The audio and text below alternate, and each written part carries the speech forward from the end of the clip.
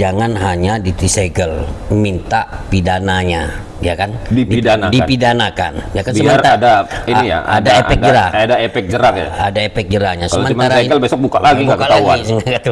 Sementara Saya pikir dia sudah merusak lingkungan, maka harus Mengembalikan. ada sanksi hukum pidana itu gitu loh. Ada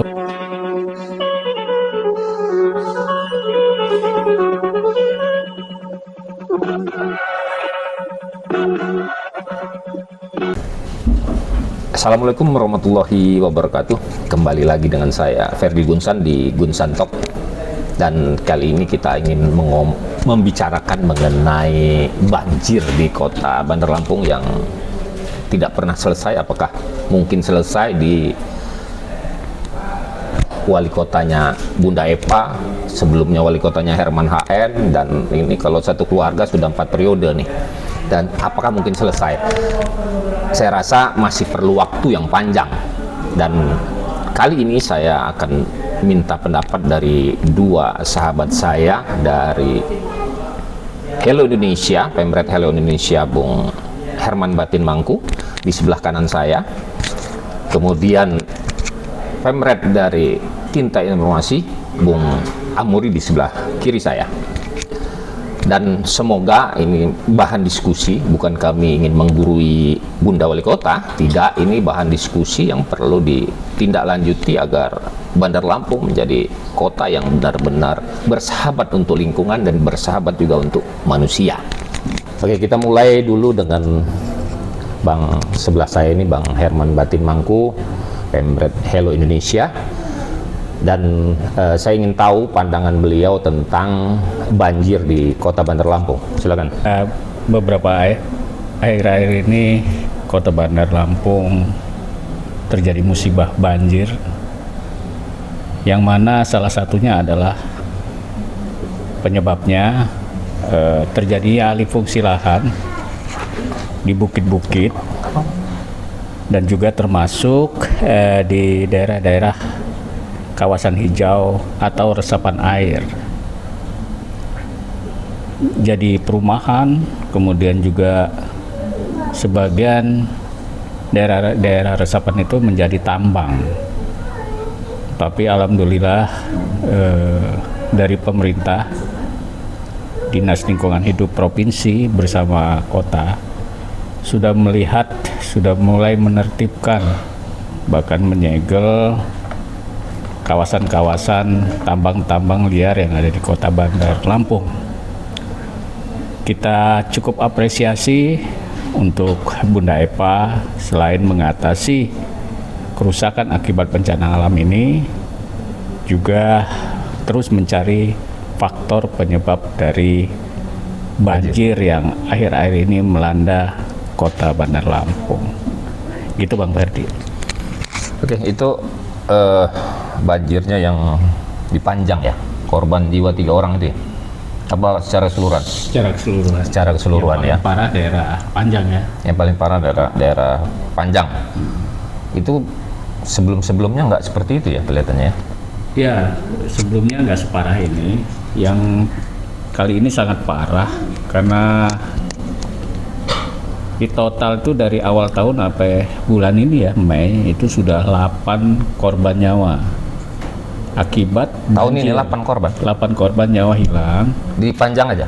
Bukan, dia termasuk di Teluk, Oh, di Kupang, dengan berbagai sebab. Ada yang waktu hujan ngebenerin genteng, dia terpleset masuk sungai. Yang terakhir yang 2 meninggal di Panjang Utara, itu mendadak air.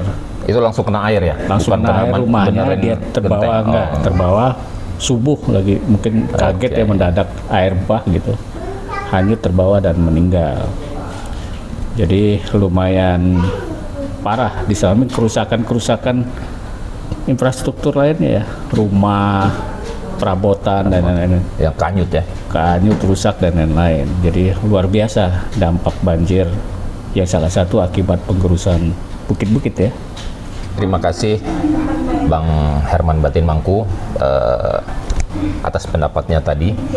Dan kali ini di sebelah kiri saya ada Pemret Tinta Informasi, dan ingin saya tanyakan bahwa kenapa dari investigasi beliau di lapangan penyebab dari banjir yang memakan korban. Silakan Bung Amuri. Oke. Terima kasih waktunya. Di sini saya sebagai Pemret Tinta Informasi, hasil investigasi kami di lapangan, maka setelah adanya viral di media dengan adanya pengerukan gunung mengakibatkan banjir, jadi setelah itu kami adakan pemberitaan turun ke bawah, ternyata ada tambang yang diduga tidak berizin tetap beroperasi. Jadi harapan masyarakat ini kepada tambang-tambang ini dan Dinas Lingkungan Hidup, dengan adanya penyegalan kemarin itu jangan ada tebang pilih. Nah, sementara yang tidak ada izin itu mereka disegel, yang mengaku ada izin itu tidak disegel. Jadi harapan mereka mengaku ini ya mengaku itu belum pasti ya. Iya. Jadi harapan mereka itu ini kan sudah menelan korban jiwa kalau akibat pengerukan gunung itu. Jadi minta kepada Dinas Lingkungan Hidup dan Bunda Epa sebagai wali kota, ya sportif lah, kalau mau ditutup ya tutup semua, jangan tebang pilih. Jadi kan sudah supaya masyarakat merasa nyaman gitu loh. Apa mungkin karena Dinas Lingkungan Hidup melihat yang ada izin ini tidak mengakibatkan banjir? Nah itulah. Apa sama? Apa dia mengakibatkan banjir juga? Mengakibatkan banjir tetap semua, sama ya. tetap sama. Artinya akibat punya izin dan tidak punya izin mengakibatkan tetap banjir. Tetap banjir. Ya, Nah itulah. Karena penyegalan itu hanya ada 2 tempat. Yang satu tempat itu tidak disegel, sementara itulah yang beroperasi saat ini. Oh, tetap beroperasi. Tetap operasi sekarang. Nah, kalau pandangan Bung Amuri melihat kan Bunda Epa wali kota sudah meninjau sana. Langkah mereka apa sih yang dilakukan? Ya, apa sudah tepat? Apa sekedar ngasih bansos saja?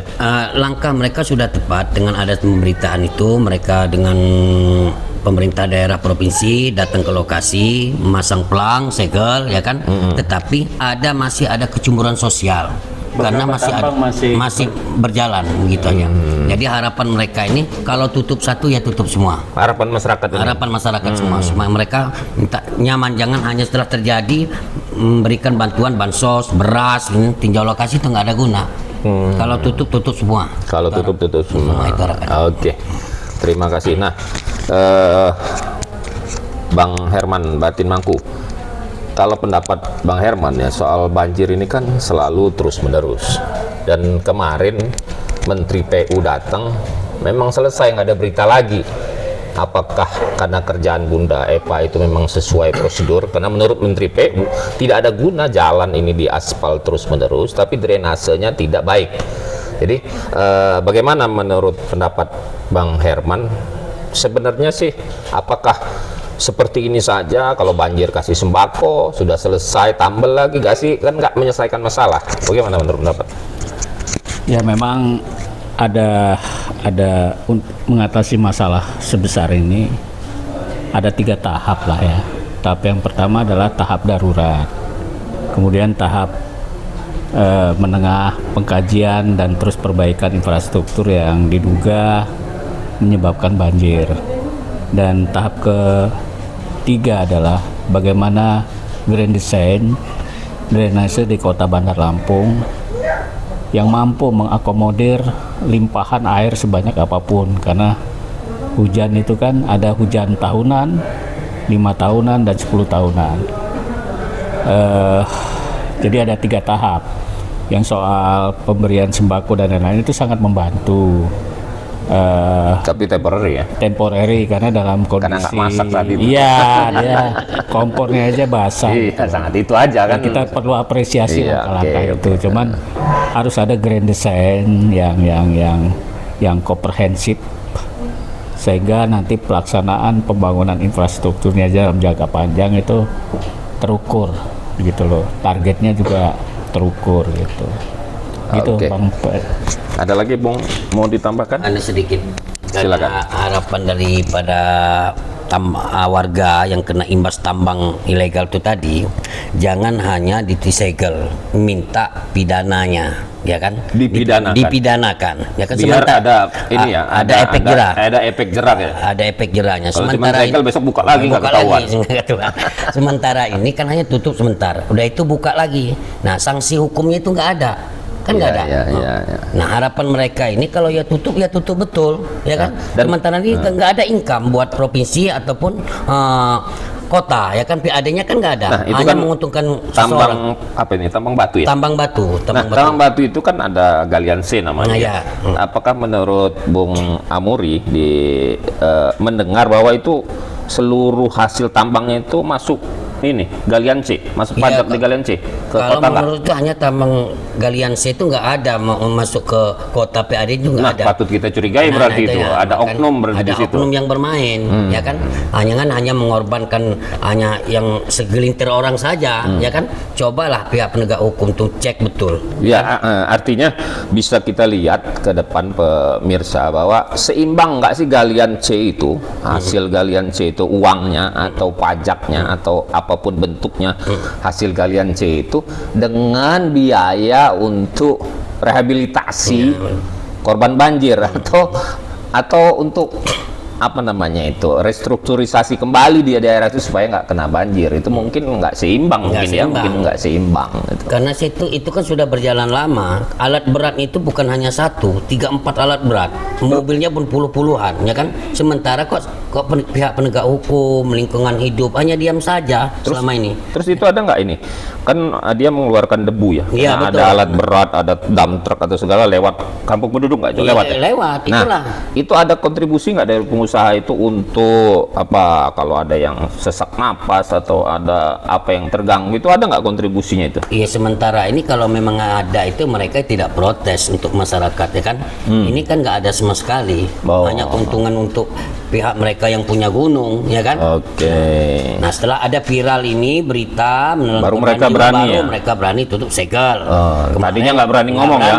Takut ya mereka ya? Tapi tindakan dari pihak penegak hukum sendiri nggak ada, ya kan? Oke. Oke. Terima kasih. Terima kasih. Ada lagi Bung Herman? Saya sepakat dengan Bung Amori, Ya. Tinta Informasi. Yang saya amati juga nggak ada tindak pidana dari orang yang jelas-jelas sudah merusak lingkungan, padahal itu sudah merusak lingkungan gitu loh. Nah, kalau yang korban 3 orang ini dianggap ini korban alam atau korban dari tambang? Karena nggak ada penanggung jawabnya kan, nggak ada pidananya akhirnya tuh. Ya, dianggap bencana alam. Bencana alam. Jadi yang menarik juga bagi saya, ada kalimat-kalimat dari pihak terkait disegel dengan harapan mengikuti aturan, jadi izin atau AMDAL dan lain-lain. Saya pikir enggak. Saya pikir dia sudah merusak lingkungan, maka harus Mengembalikan.